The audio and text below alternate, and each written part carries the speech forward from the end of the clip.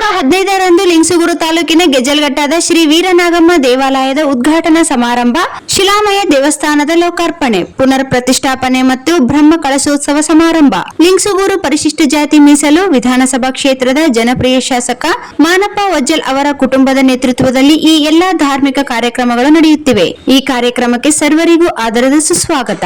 ಇದರ ಅಂಗವಾಗಿ ಒಂದು ವಾರದವರೆಗೆ ವಿವಿಧ ಸಾಂಸ್ಕೃತಿಕ ಕಾರ್ಯಕ್ರಮಗಳು ಆಯೋಜಿಸಲಾಗಿದೆ. ಶಶಿಕಲಾ ಭೀಮರಾಯ, ಜಿಲ್ಲಾಧ್ಯಕ್ಷರು, ಮಹಿಳಾ ಬೋವಿ ವಡ್ಡಾರ ಸಮಾಜದ ನನ್ನ ಗಂಡನ ಮನೆ ಗೆಜ್ಜಲಘಟ್ಟ. ಹಾಗಾಗಿ ನನ್ನ ಊರಿನಲ್ಲಿ ಕಾರ್ಯಕ್ರಮ ಜರುಗುವುದು ತುಂಬಾ ಸಂತೋಷ ತರುತ್ತದೆ. ಸರ್ವರಿಗೂ ಭಕ್ತಾದಿಗಳಿಗೆ ರಾಯಚೂರು ಜಿಲ್ಲಾ 7 ತಾಲೂಕಿನ ಸಮಸ್ತ ಜನರಿಗೆ ಸುಸ್ವಾಗತ ಕೋರುತ್ತೇನೆ ಎಂದು ಶಶಿಕಲಾ ಭೀಮರಾಯ ಅವರು ತಿಳಿಸಿದ್ದಾರೆ.